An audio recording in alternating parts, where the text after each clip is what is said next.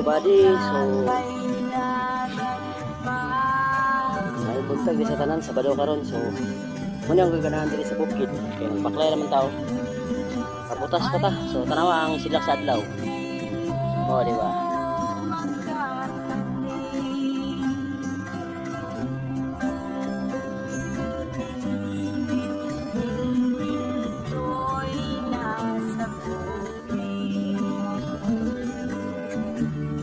Diri sa bukid buddy. So karon kay tingkongas man ako sa bukid. Katataw na ahya pa din ta mo trabaho sa ubos. So may buntag na lang sa tanan buddy o God bless.